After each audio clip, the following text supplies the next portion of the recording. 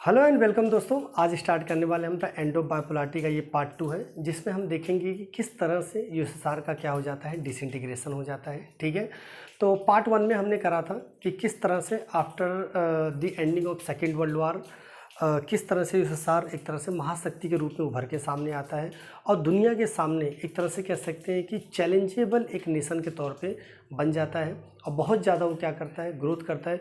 उस पीरियड में, जिस पीरियड में अधिकांश देश डेवलपमेंट के बारे में सोच रहे थे, वो पूरी तरह से क्या हो चुका था, डेवलप हो चुका था। तो इस तरह की चीज़ें हमने पार्ट 1 में देखा था। ठीक है, अगर आपने उसको नहीं देखा है तो लिंक डिस्क्रिप्शन में दिया हुआ है, आप वहाँ से जाके देख सकते हैं। तो जैसा कि हमने यूएसएसआर के की फीचर्स को देखा था, जिसमें सब कुछ ठीक चल रहा था, बहुत ज़्यादा वो डेवलप कर रहा था, चाहे वो ट्रांसपोर्टेशन सेक्टर हो, चाहे वो कम्युनिकेशन सेक्टर हो, चाहे वो आर्म्स और वेपन सेक्टर हो।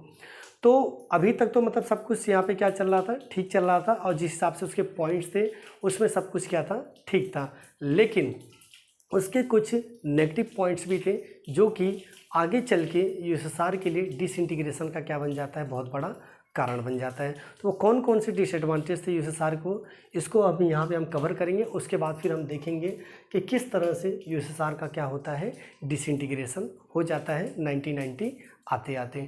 तो ठीक है दोस्तों, तो चलिए फिर स्टार्ट करते हैं डिसएडवांटेजेस ऑफ यूएसएसआर। तो पहला डिसएडवांटेज यहाँ पे ये है कि जो यूएसएसआर था वो पूरी तरह से क्या हो चुका था, ब्यूरोक्रेट और अथॉरिटेरियन हो चुका था।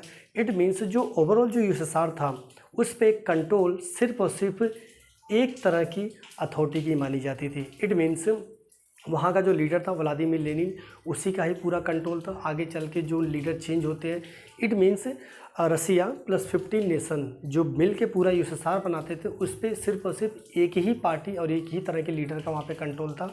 और उसके अंडर में आने वाले जो भी ब्यूरोक्रेट्स होते थे, उनके हाथ में सारी की सारी पावर होती थी, जिस वजह से हमें कह सकते हैं कि the life of citizen were very difficult. जो आम लोगों का जीवन जो था वो बहुत ज़्यादा क्या हो चुका था, डिफ़िकल्ट हो चुका था। क्योंकि जो यूएसएसआर था वो पूरी तरह से क्या था, कम्युनिस्ट पार्टी के अंडर में आता था। साथ ही साथ वहाँ पे एक ही पार्टी लगातार रूल कर रही थी और सबसे बड़ी चीज़ कि वहाँ पे सोशलिज्म था, जिस वजह से वहाँ पे डेमोक्रेसी की तो उम्मीद करी नहीं जा सकती थी। जब वहाँ पे डेमोक्रेसी ही नहीं है, इट मीन्स पहली कमी क्या थी कि वहाँ पे लैक ऑफ डेमोक्रेसी थी। और जब लैक ऑफ डेमोक्रेसी होगा तो जाहिर सी बात है फ्रीडम ऑफ स्पीच पे क्या रहेगा, पूरी तरह से बैन रहेगा। ठीक है, तो इस वजह से भी हम कह सकते हैं तो वहाँ पे डेमोक्रेसी नहीं थी, फ्रीडम ऑफ स्पीच बिल्कुल भी नहीं था।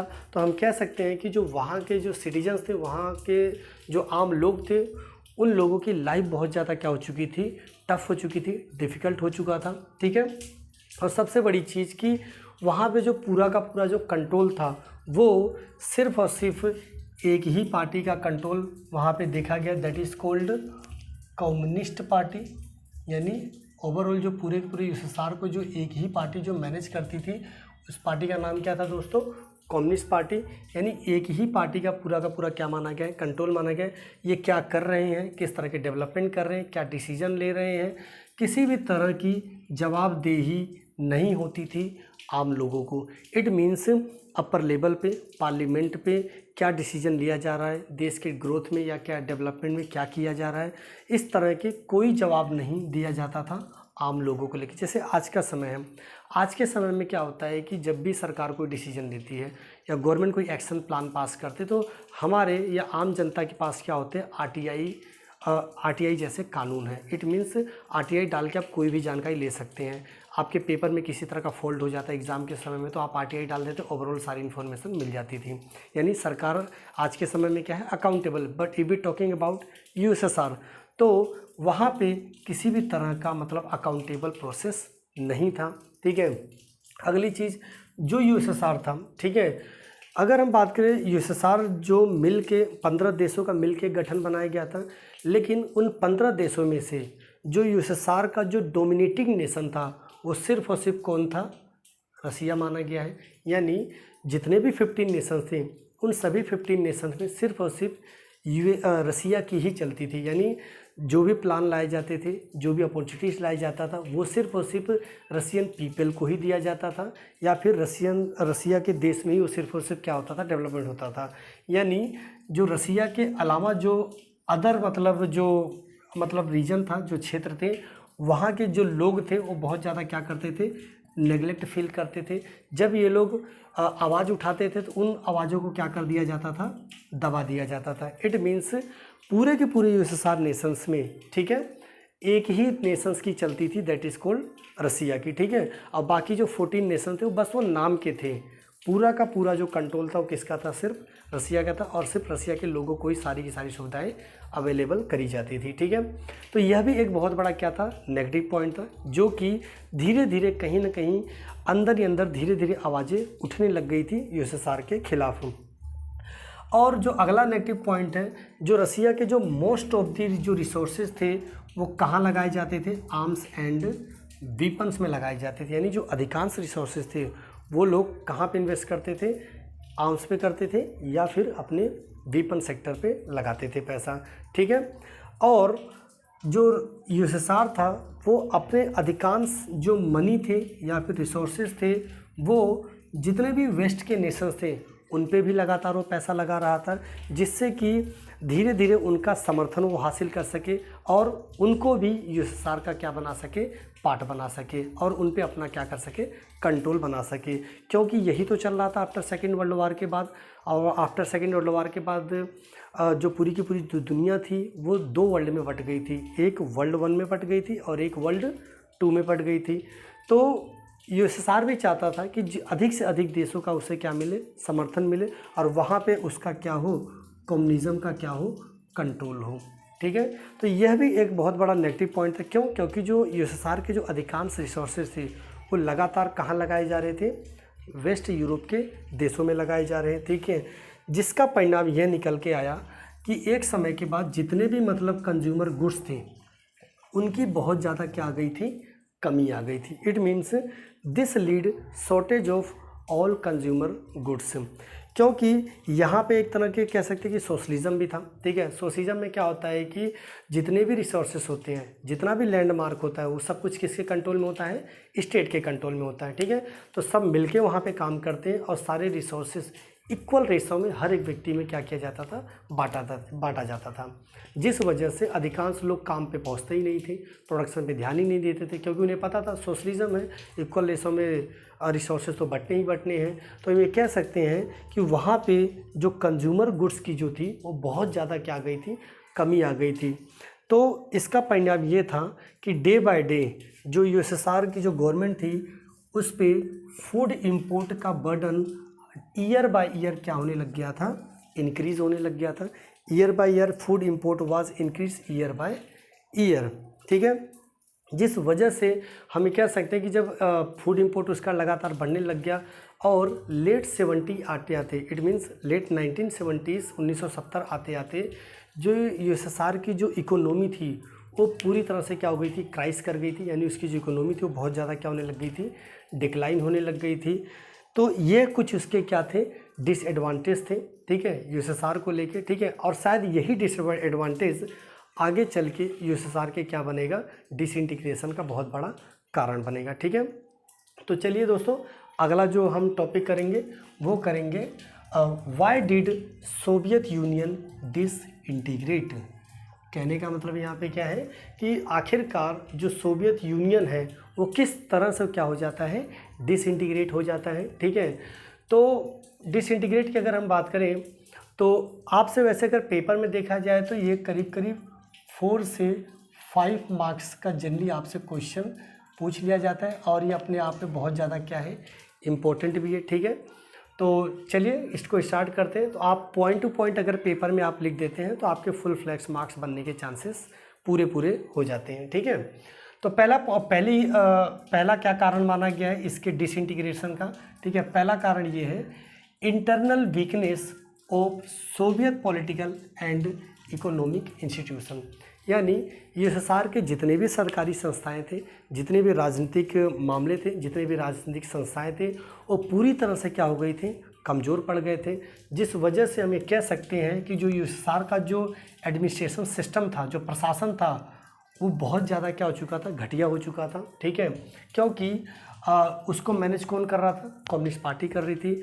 और पूरे के पूरे जितने भी यूएसएसआर के अंदर जितने भी देश आते हैं, उन सभी को मैनेज करने की सिर्फ और सिर्फ एक ही इंडिविजुअल पार्टी थी, और वो कौन सी पार्टी थी, कम्युनिस्ट पार्टी थी। तो हमें कह सकते हैं कि प्रशासन सही प्रकार से वहाँ पे ध्यान नहीं दे पा रहा था, जिस वजह से यह भी एक बहुत बड़ा कारण माना जाता है बैड एडमिनिस्ट्रेशन वहाँ का। ठीक है, अगला, जैसा कि हम बात कर रहे थे भाई, after the ending of second world war. ठीक है, एक तरफ यूएसएसआर महाशक्ति के तौर पे निकल के आता है और दूसरी ओर यूएसए निकल के आता है।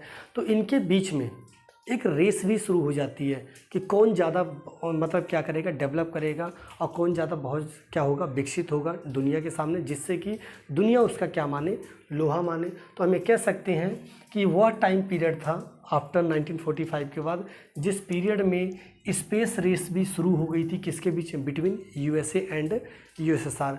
इस स्पेस रेस में हमें मानना पड़ेगा कि भाई यूएसएसआर बहुत आगे निकल गया था यूएसए से। ठीक है, क्योंकि ये वही टाइम पीरियड था करीब 1959 के आसपास, जब यूएसएसआर ने यानी रसिया ने अपना फर्स्ट सैटेलाइट उसने कहाँ भेजा था, स्पेस में भेजा था, जिसका नाम हम स्पुतनिक के नाम से जानते हैं। तो Sputnik was the first satellite which was launch by Russia in space. ठीक है, और अगर हम फर्स्ट एस्ट्रोनॉट की बात करें तो वो भी किसने भेजा था, रसिया ने ही भेजा था। अगर हम फर्स्ट एस्ट्रोनॉट की बात करें तो हमारे फर्स्ट एस्ट्रोनॉट जो मतलब पहले अंतरिक्ष यात्री कौन थे, यूरी गागरिन, ये पहले एस्ट्रोनॉट माने जाते हैं, जो कि किसने भेजा था, यूएसएसआर ने ही भेजा था। और इनके जाने से पहले एक टेस्टिंग के तौर पे पहला एनिमल्स भी किसके द्वारा भेजा गया था, यूएसएसआर के द्वारा भेजा गया था। उस एनिमल का नाम क्या था, लाइका, यानी उस एनिमल का नाम क्या था जो फर्स्ट टाइम यूएसएसआर ने क्या किया था, अंतरिक्ष में भेजा था, that is called Laika. Actual में ये एक डोगी थी। ठीक है, और जो कि किसके साथ गई थी, यूरी गागरिन के साथ ही गई थी। ठीक है, and if be talking about female के सेंस में, यानी पहली महिला भी भेजने वाला जो अंतरिक्ष मतलब अंतरिक्ष महिला यात्री भी पहला भेजने वाला भी कौन था, यूएसएसआर था। तो हम कह सकते हैं कि जो स्पेस रेस की जो होड़ थी, इस होड़ में बहुत आगे कौन चल रहा था, यूएसएसआर चल रहा था। If be talking about comparison of USA. ठीक है, एक आर्म रेस चल रही थी आफ्टर 1945 के बाद से। दूसरी रेस किस चीज़ की चल रही थी, आर्म्ड रेस, यानी दुनिया में सबसे ज़्यादा शक्तिशाली कौन होगा, यूएसए या फिर यूएसएसआर। तो जिस वजह से जो यूएसएसआर था वो लगातार अपने मनी, अपने रिसोर्सेज वो कहाँ लगा रहा था, न्यूक्लियर वेपन्स पे लगा रहा था, मिलिट्री आर्सेनल पे लगा रहा था। जिस वजह से हम कह सकते हैं कि ये उस टाइम पीरियड में दुनिया की सबसे लार्जेस्ट आर्मी माने जाने वाली कौन सी आर्मी थी, रेड आर्मी। और यह रेड आर्मी किसकी आर्मी मानी जाती है, यूएसएसआर की आर्मी मानी जाती थी। ठीक है, तो एक महाशक्ति की होड़ थी, ताकत बनने का होड़ था। ठीक है, जिस वजह से लगातार वेस्ट के देशों से क्या चल रहा था, एक तरह से कंपैरिजन चल रहा था।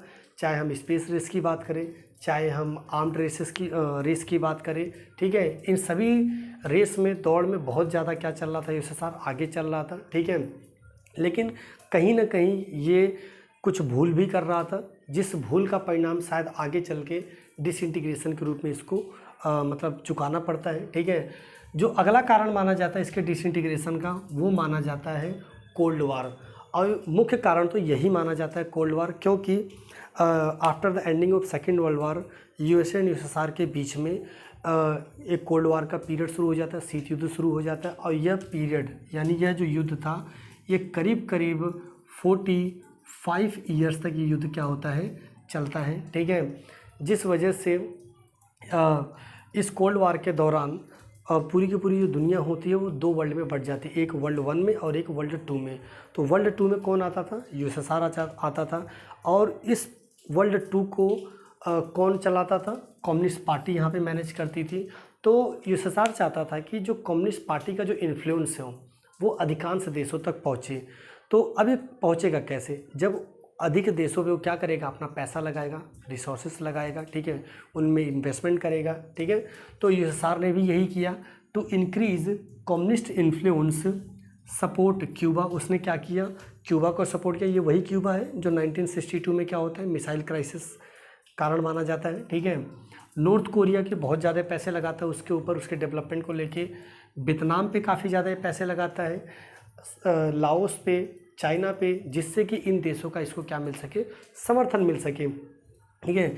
अब इनको समर्थन ये लोग क्यों देंगे, इसलिए भी देंगे क्योंकि इनको लगातार क्या प्रोवाइड कर रहा था, ये मटेरियल्स प्रोवाइड कर रहा था, अपनी टेक्नोलॉजी प्रोवाइड कर रहा था, जिससे कि इन देशों का समर्थन इसके पास मिल सके, ठीक है।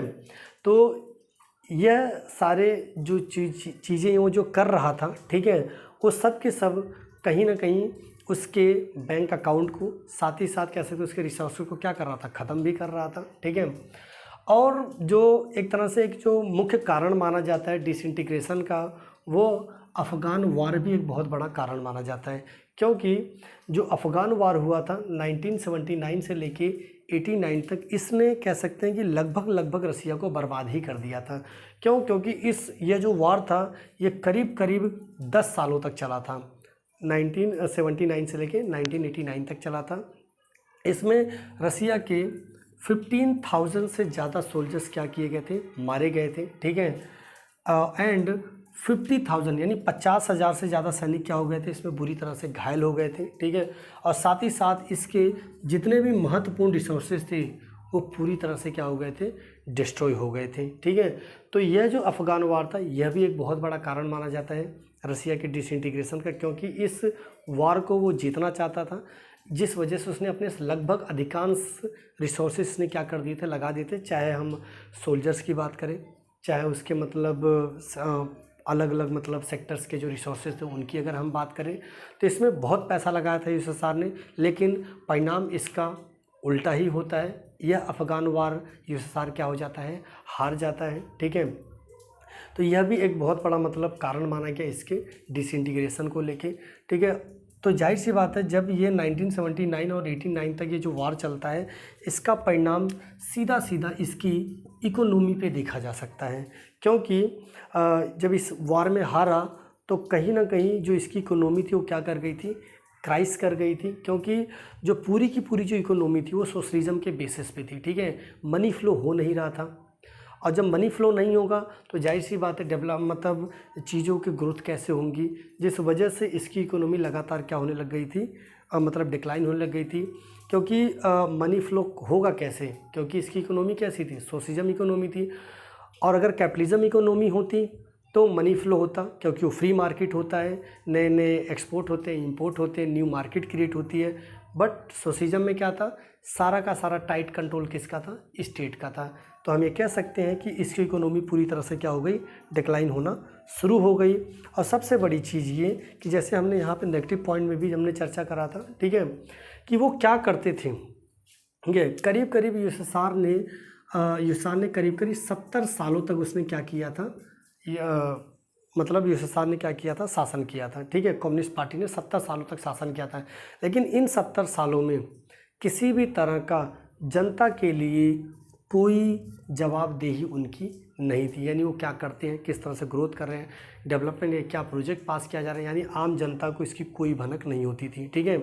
और आम लोगों में गलत इन्फॉर्मेशन प्रोवाइड की, यानी wrong information given to the people about their development, यानी अपने विकास को लेके सारी की सारी गलत इन्फॉर्मेशन, गलत सूचनाएं लोगों तक क्या करी जाती थी, पहुंचाई जाती थी, जिससे कि लोगों को ये लगे कि यूएसएसआर बहुत ज़्यादा ग्रोथ कर रहा है, बहुत ज़्यादा डेवलप कर रहा है, ठीक है, दुनिया में महाशक्ति है वो, उसका कोई मुकाबला नहीं है। इस तरह की गलत विचार धारणाएँ इसने यूएसएसआर ने अपने लोगों में क्या कर रखी थी, पाल रखी थी, ठीक है। लेकिन कहते ना कि अंधेरा ज़्यादा दिनों तक नहीं रहता, उजाला तो होना ही होना है, ठीक है। तो वही चीज़ें निकल के आती हैं। और धीरे धीरे इस कम्युनिस्ट पार्टी के जितने भी मेंबर्स थे, यानी कम्युनिस्ट पार्टी के जो भी मेंबर्स थे, जो पीपल्स थे, वो बहुत ज़्यादा क्या हो चुके थे, करप्ट हो चुके थे। वो सिर्फ और सिर्फ अपने बेनिफिशियल के पर्पज़ से क्या कर रहे थे, वर्क कर रहे थे, ठीक है।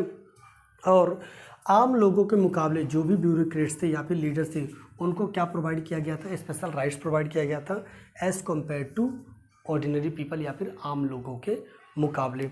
तो यह कुछ मुख्य कारण माने गए हैं जिस वजह से मतलब 1990 आते आते तक, यानी 1990 आते आते तक जो सोवियत यूनियन था, या फिर हम इसको कहें यूएसएसआर था, वो पूरी तरह से क्या हो गया, डिसइंटीग्रेट हो गया। तो ये कुछ खास कारण थे जिस वजह से क्या हो जाता है, यूएसएसआर डिसइंटीग्रेट हो जाता है 1991 तक। तो यहीं से ही यूनिपोलर वर्ल्ड की अब क्या होगी, शुरुआत होगी। ठीक है दोस्तों, तो आज के वीडियो में बस इतना ही।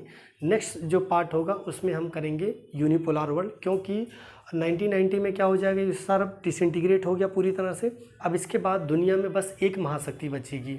तो दुनिया में जब एक महाशक्ति बचेगी तो इस टाइम पीरियड को क्या बोला जाएगा, यूनिपोलर वर्ल्ड। और 1990 से पहले वर्ल्ड को क्या बोला जाता था, बायपोलर। क्यों? क्योंकि वहाँ पे दो महाशक्तियाँ थी। अब जो टाइम पीरियड चल रहा है आज के समय, वो कैसा है, यूनिपोलर वर्ल्ड है, जो कि हम नेक्स्ट पार्ट में करेंगे। ठीक है दोस्तों, तो नेक्स्ट पार्ट में हम यूनिपोलर वर्ल्ड को कवर अप करेंगे और साथ ही साथ देखेंगे यूनिपोलर वर्ल्ड के क्या अपने फीचर्स हैं और उसके क्या इम्पैक्ट है आज के समय में, और क्या इम्पैक्ट पड़ा 1990 के बाद से। ठीक है दोस्तों, तो बस आज के लिए इतना ही। और प्लीज़ आप इसको लाइक कीजिए, सब्सक्राइब कीजिए, अगर पॉसिबल हो तो अपने दोस्तों के साथ भी आप इसको शेयर कर सकते हैं। तो ठीक है दोस्तों, बहुत बहुत धन्यवाद आपका।